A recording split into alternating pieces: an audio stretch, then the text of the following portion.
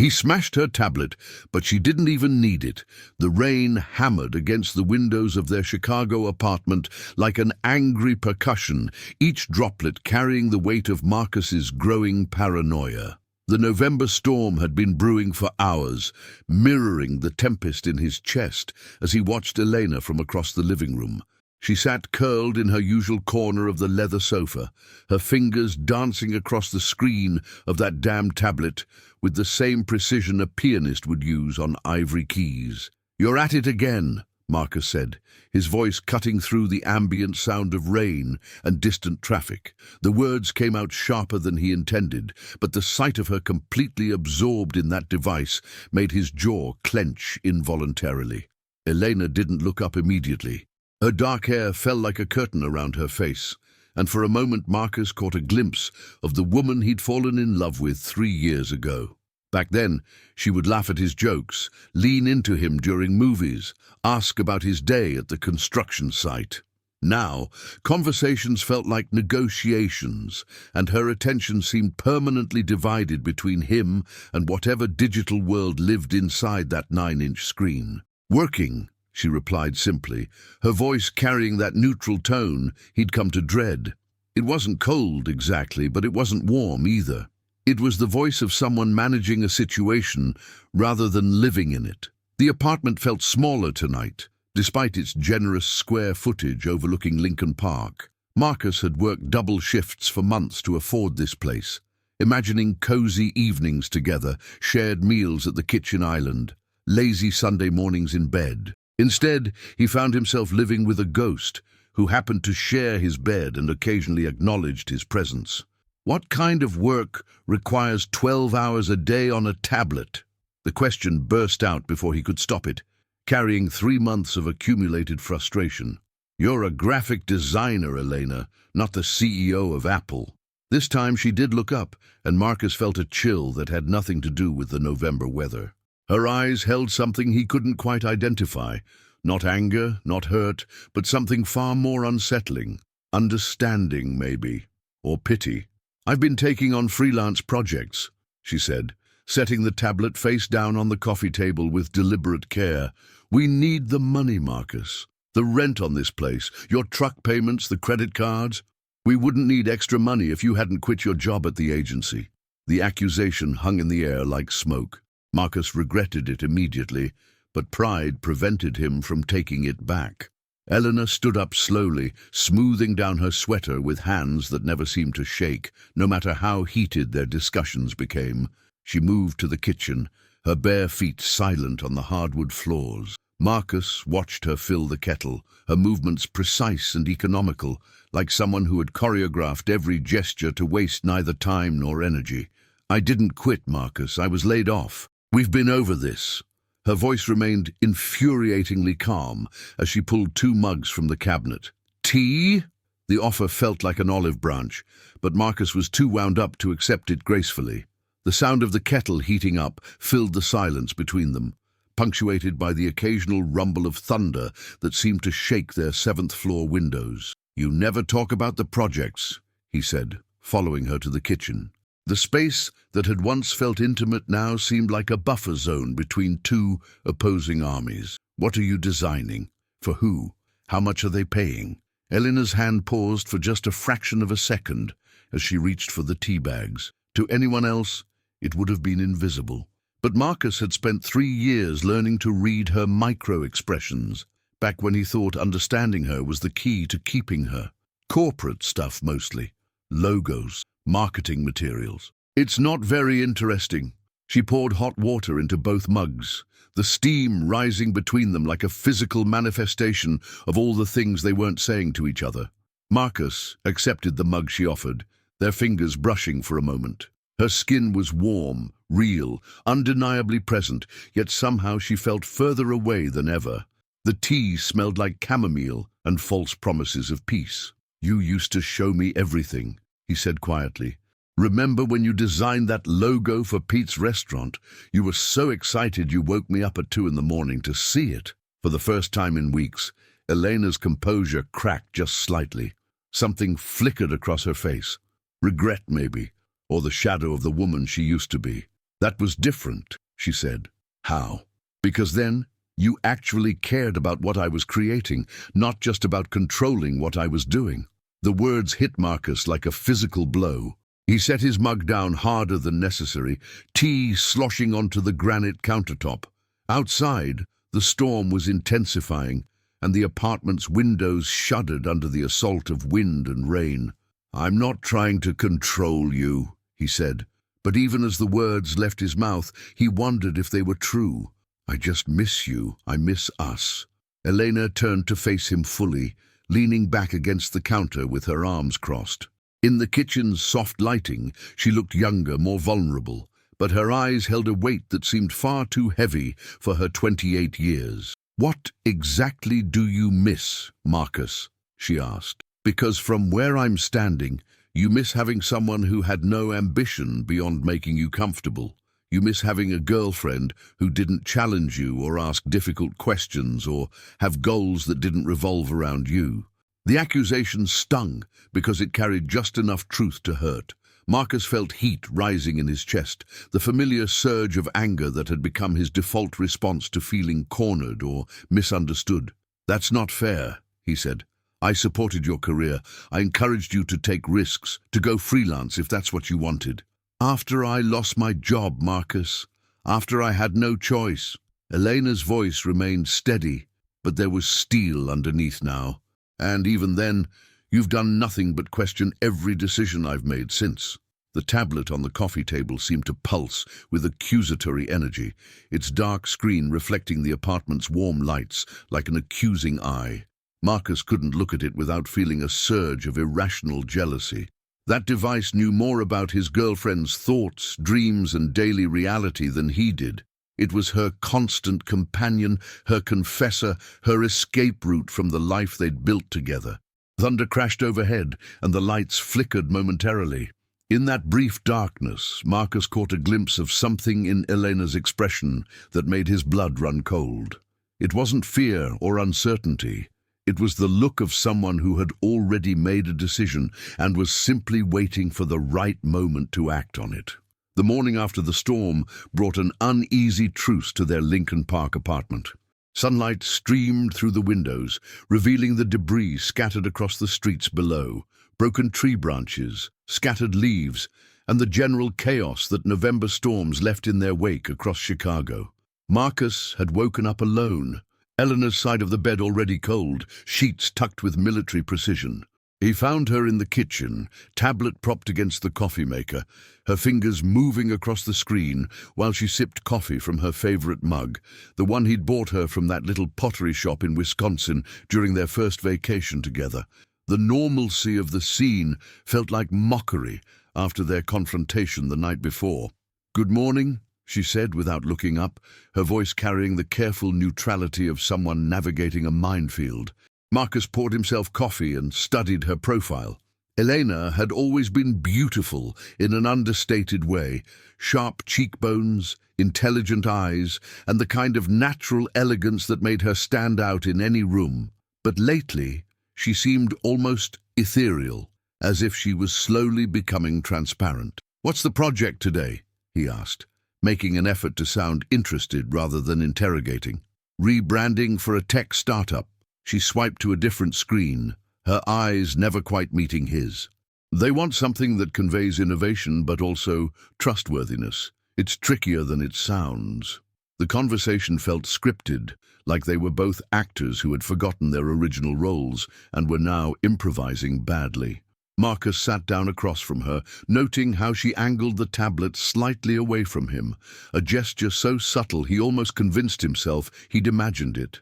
"Elena," he said carefully, "about last night. We don't need to rehash it, Marcus." She finally looked at him directly, and he was struck by how calm her eyes were. No residual anger, no hurt feelings, just that same unsettling serenity that had been growing stronger over the past few months.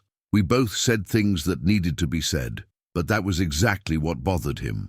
In a healthy relationship, didn't fights usually lead to resolution, to understanding or compromise, or at least the messy emotional aftermath of two people working through their problems? Instead, Elena seemed to have simply filed away their argument like data in one of her design projects. Marcus's phone buzzed with a text from his foreman. Another delay on the downtown construction project meant another shortened workday, another hit to his already strained finances. The irony wasn't lost on him. He'd pushed Elena to take on more freelance work to make ends meet, and now her success at it was driving a wedge between them. "I might be home early again today," he said, showing her the text.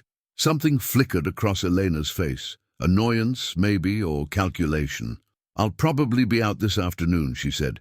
"Meeting with a client." "Where?" The question slipped out before he could stop it, and he watched Elena's expression shift almost imperceptibly. Not guilt exactly, but the look of someone who had been expecting this exact question. Downtown, one of those co-working spaces near the Loop. She picked up her mug and moved to the sink, her back to him now. "You know how these start-up people are. They want to meet in person to align their vision or whatever." Marcus nodded, but something about her explanation felt rehearsed. Elena had always been straightforward about her work meetings, often complaining about difficult clients or sharing funny stories about the personalities she encountered. This vague description felt like a departure from her usual candor. After she left, tablet tucked into her leather messenger bag, a quick kiss on his cheek that felt more like a business transaction than affection, Marcus found himself alone in the apartment with his growing unease. The space felt different when Elena wasn't in it, like a stage set, waiting for the real performance to begin. He tried to distract himself with household tasks, but his mind kept circling back to the tablet. That device had become the third party in their relationship, the silent witness to Elena's inner life that he was apparently no longer invited to share. She protected it like some people protected their diaries, never leaving it unattended, always positioning it just out of his sight line. By noon, restlessness had driven him out of the apartment. He walked through Lincoln Park, past the zoo and toward the lake, trying to clear his head. The storm had left the air crisp and clean, and families were emerging to enjoy the unexpected sunshine. Couples walked hand in hand, parents pushed strollers, teenagers played pickup basketball on the still wet courts. Normal people living normal lives, unmarked by the peculiar tension that seemed to follow him everywhere lately.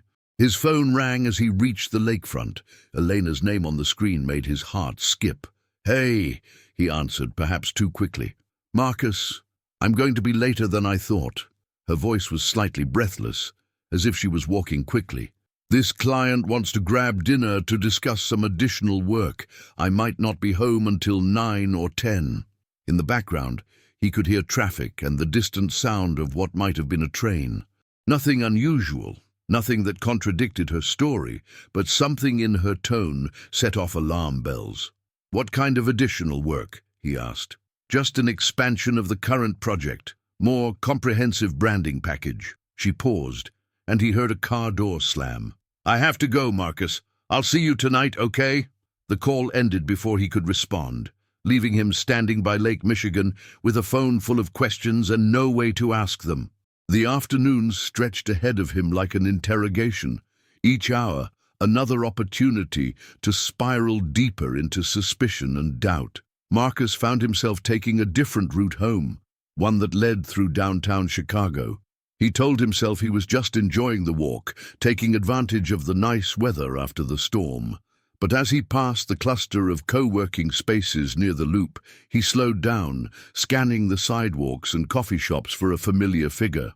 The rational part of his mind rebelled against what he was doing. This was stalking behavior, the kind of toxic jealousy that destroyed relationships. Elena was a grown woman with every right to meet clients, work late, and live her life without providing him with a GPS tracking of her every movement. But the rational part of his mind was losing the battle against something darker and more primitive, the part that had been watching his girlfriend slowly disappear into a digital world he couldn't access, becoming someone he didn't recognize. As evening approached and Marcus returned to their empty apartment, He realized that the tablet wasn't just Elena's tool for work or escape. It was a mirror that reflected back all his own insecurities and inadequacies. Every time she chose to look at that screen instead of him, every time she protected it from his view, every time she seemed more engaged with whatever was happening in that device than with their shared reality, he felt himself shrinking. The apartment felt like a museum now, full of artifacts from a relationship that might already be over. The coffee table where Elena always placed her tablet, the corner of the sofa where she curled up to work, the kitchen counter where they'd had their confrontation the night before, all of it waiting for her return, for the next act in whatever drama they were performing. When Elena finally came home at 10:15, Marcus was waiting in the living room, trying to read a book but mostly just staring at the pages. She looked tired but not disheveled, professional but not distant. Just Elena, carrying her messenger bag and wearing the slight smile she reserved for transitions between her outside world and their domestic space. "How was the meeting?" he asked, closing his book. "Productive." She set her bag down on the coffee table, and he noticed she didn't immediately remove the tablet. "They want to move forward with the expanded package.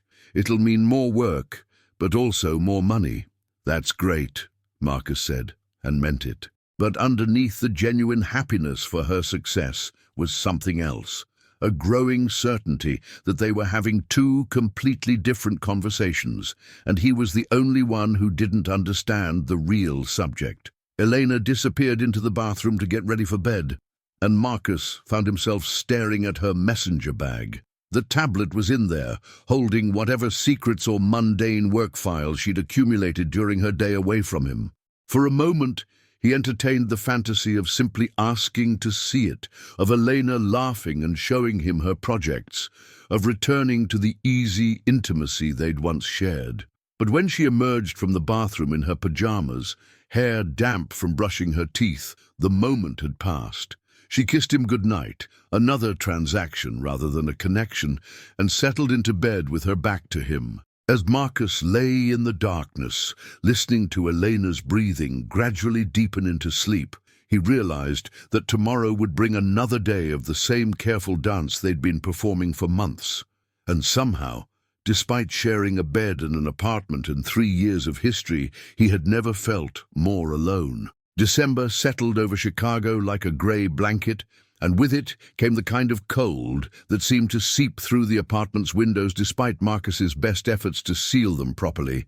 The heating bills were mounting, another source of stress in a household already stretched thin by unspoken tensions and carefully rationed conversations. Elena's freelance work had exploded overnight.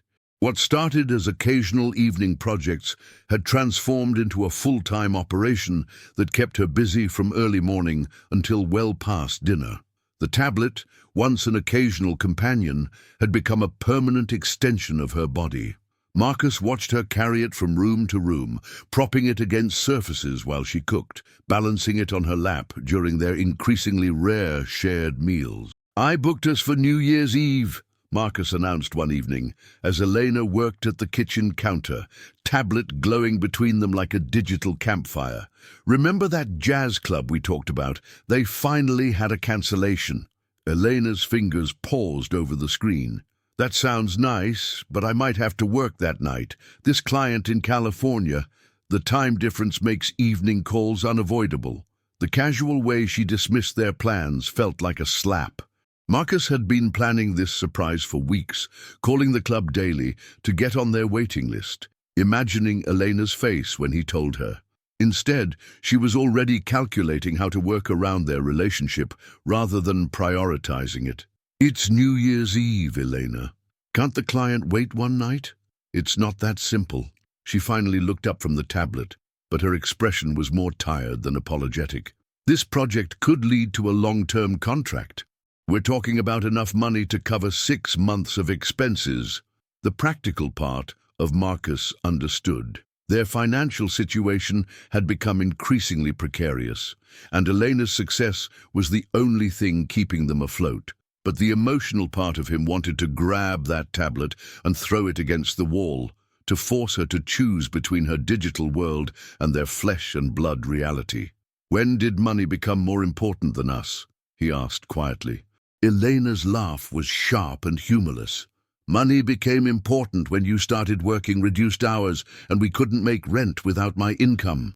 Money became important when you chose this expensive apartment to impress me instead of choosing something we could actually afford.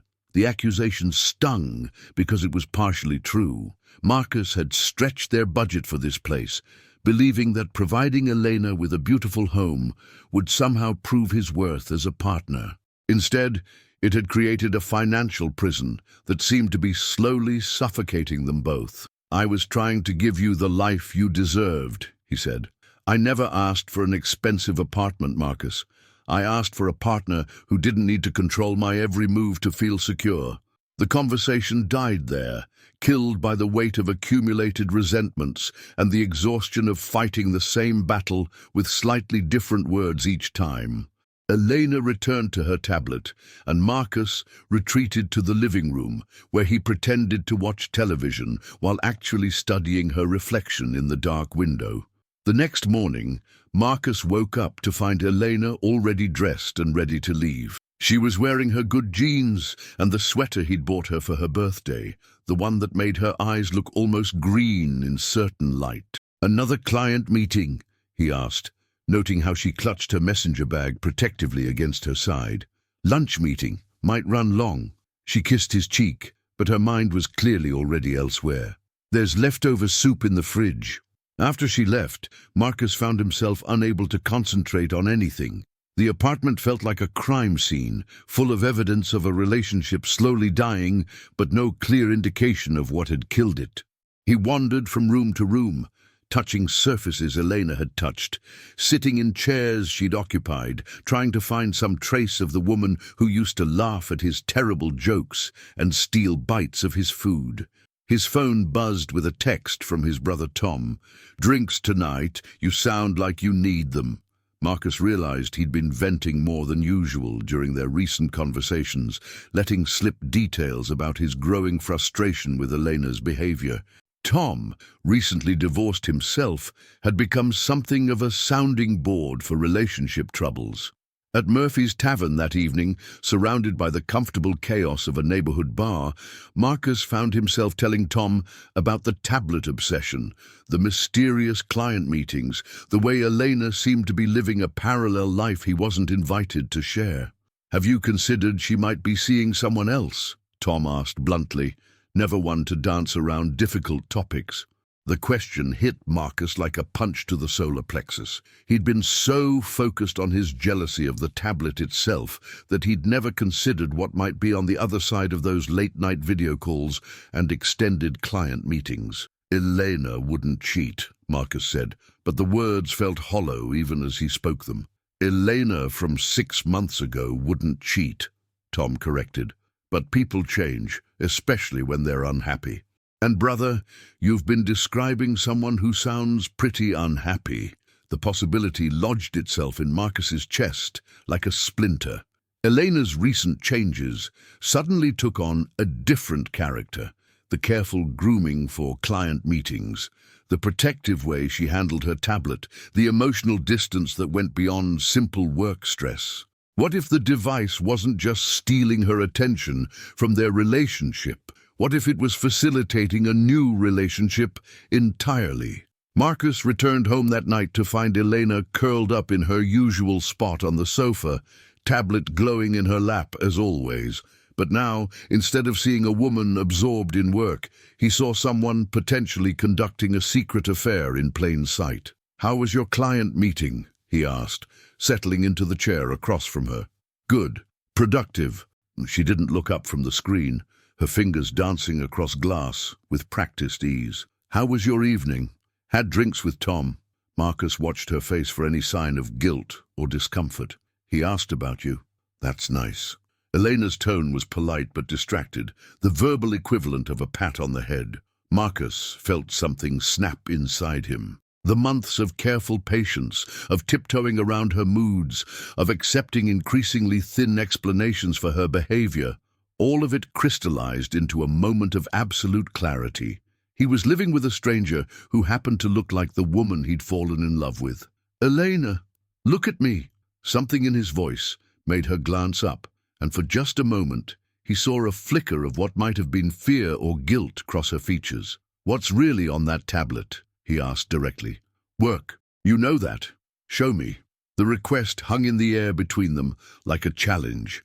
Elena's grip on the device tightened, almost imperceptibly, and Marcus knew with sick certainty that Tom had been right.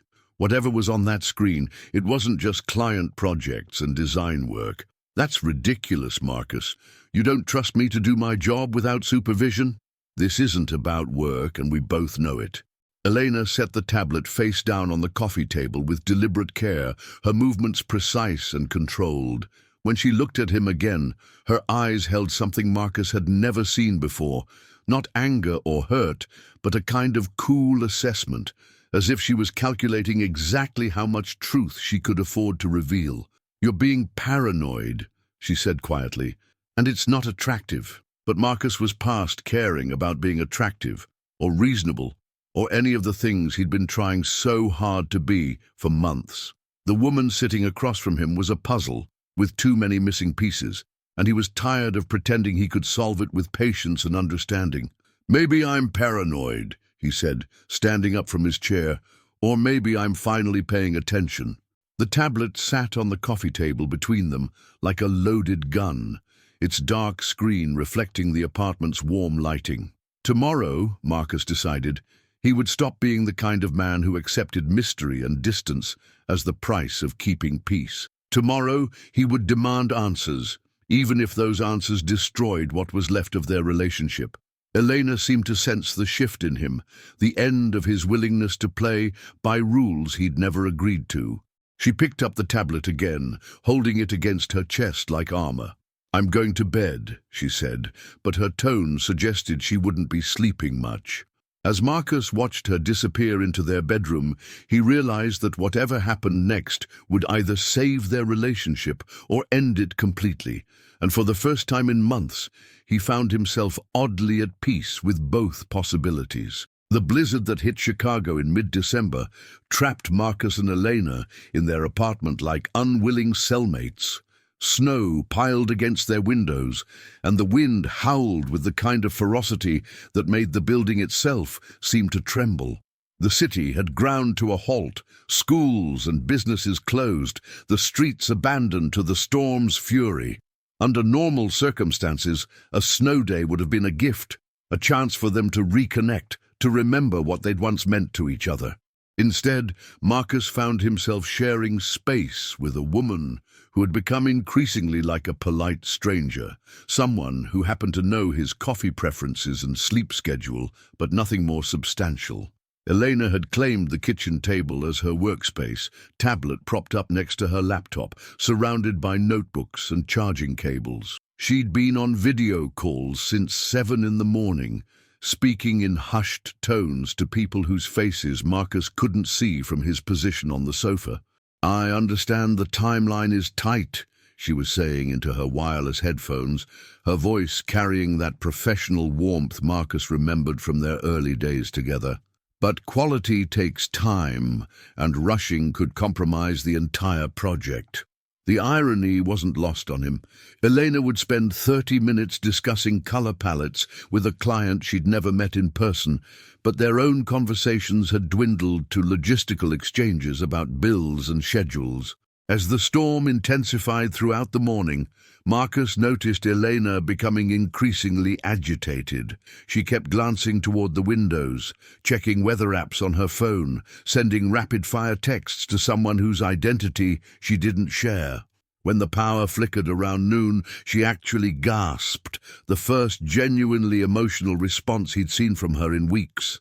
"Everything okay?" he asked from the kitchen, where he was making grilled cheese sandwiches, with the kind of care usually reserved for gourmet cuisine. Anything to feel useful, to contribute something to their shared space.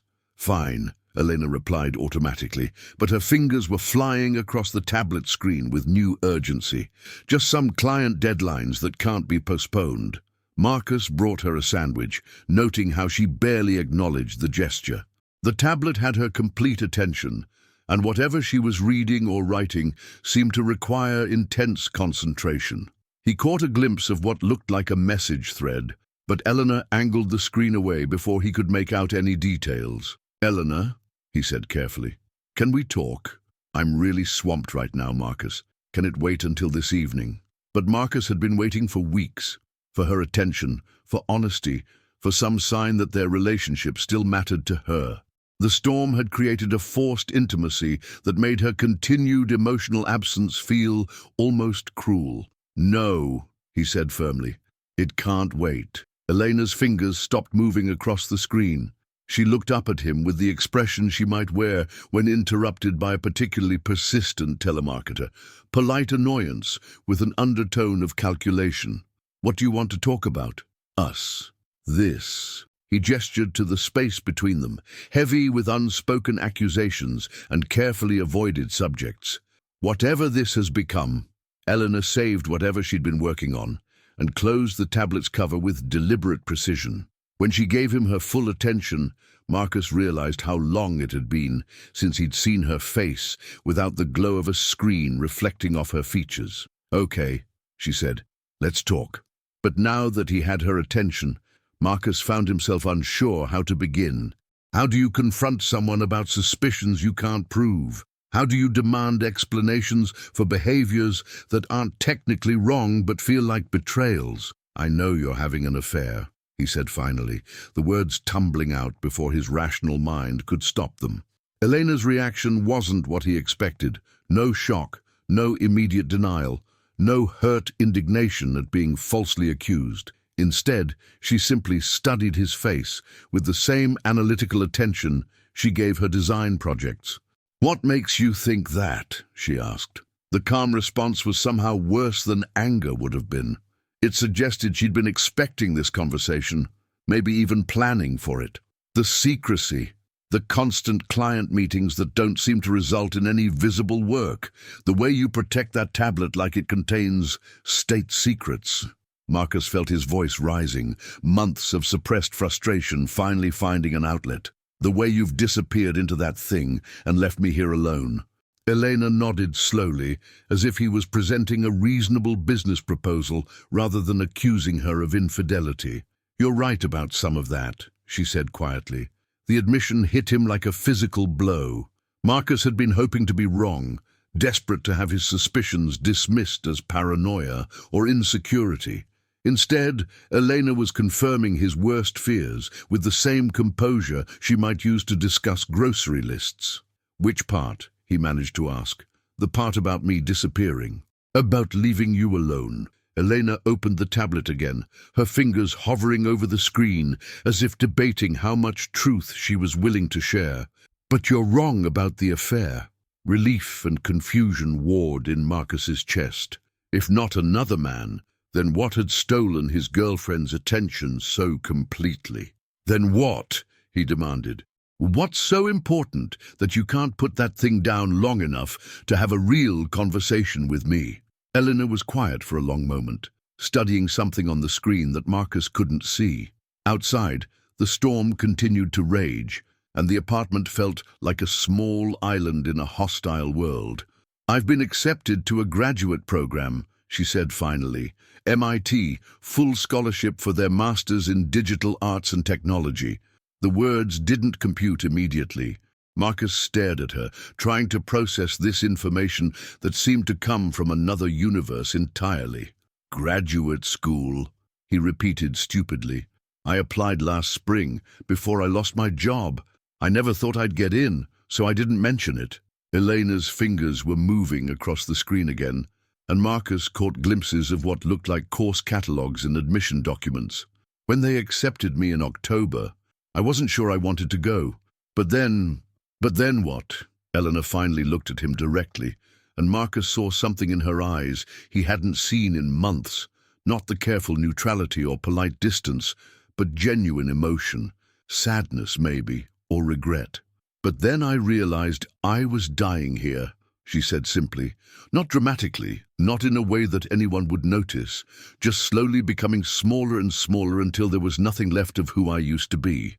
The accusation hung between them like smoke from a fire Marcus hadn't realized was burning. All the freelance work, the client meetings, that was just preparation. Learning new software, building a portfolio that would help me survive the program. The secrecy. Elena paused, choosing her words carefully. I thought if I told you, you'd try to talk me out of it, and I was afraid I might let you. Marcus felt the ground shifting beneath him, his understanding of the past few months crumbling like sand. Elena hadn't been having an affair or simply losing interest in their relationship. She'd been methodically planning her escape from their entire life together. When? He asked, his voice barely above a whisper. Classes start in January, 3 weeks from now. The timeline explained everything. The urgency in her behavior, the way she'd been treating their apartment like a temporary accommodation rather than a home, the careful emotional distance she'd maintained to make leaving easier. So that's it? Marcus stood up abruptly, pacing to the window where snow continued to pile against the glass. You just decided our relationship was over and started planning your exit without bothering to discuss it with me? I tried to discuss it, Marcus. Not directly, but I tried. Elena's voice carried a weariness that suggested this conversation had been inevitable for longer than he'd realized. Every time I brought up feeling stuck, you told me I was being dramatic. Every time I mentioned wanting more from life, you made it about us, about what I was lacking in our relationship. Marcus wanted to argue, but memory provided uncomfortable evidence for her claims. How many times had he dismissed her restlessness as temporary dissatisfaction? How often had he responded to her expressions of ambition by trying to make her more comfortable in their current situation, rather than supporting her desire to change it? So you just gave up on us, he said, but the accusation felt hollow. No, Marcus. I gave up on the version of us that required me to stop growing. The storm outside seemed to intensify, and the lights flickered again. In the uncertain illumination, Elena looked both familiar and completely foreign. The woman he'd lived with for 3 years, planning a future he'd never been invited to imagine. Marcus found himself standing over the coffee table where Elena's tablet rested, this device that had consumed so much of his jealousy and suspicion. It wasn't the enemy he'd imagined. It was simply a tool she'd used to build a bridge to a life he hadn't known she wanted. In a surge of rage that surprised them both, Marcus grabbed the tablet and hurled it against the wall. The impact was satisfying and terrible. Glass shattering, plastic cracking, the screen going dark in a spiderweb of destruction. He expected screaming, tears, the kind of dramatic reaction that would match the magnitude of what he'd just done. Instead, Eleanor simply looked at the broken device with the same calm assessment she'd been giving him all morning. You know, she said quietly, I already backed up everything important. The statement was the final piece of a puzzle Marcus hadn't realized he was solving. Elena had been planning this departure so thoroughly that even destroying her primary tool couldn't derail her plans. The tablet had never been her world. It had been her window to a world she was already fully prepared to enter. I memorized the course schedule weeks ago, she continued, standing up and stepping over the scattered pieces of glass and plastic, downloaded all the syllabi, researched every professor, mapped out the campus housing options. The tablet was just convenient, Marcus. It was never necessary. As Eleanor disappeared into their bedroom to begin packing, Marcus stood among the wreckage of his dramatic gesture, finally understanding that he hadn't just broken a device. He'd shattered the last illusion that their relationship was something worth fighting to save. The storm continued to rage outside, but inside the apartment, an odd calm had settled over everything. Elena emerged from the bedroom with a suitcase, moving with the efficiency of someone who had rehearsed these motions in her mind many times. I'll stay at my sister's until I leave for Boston, she said, pulling on her coat with steady hands. We can figure out the apartment and everything else later. Marcus watched her gather the remaining pieces of her life, charging cables, notebooks, the few personal items she deemed essential.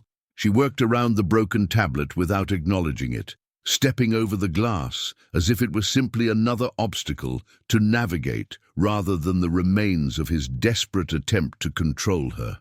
At the door, Elena paused and turned back,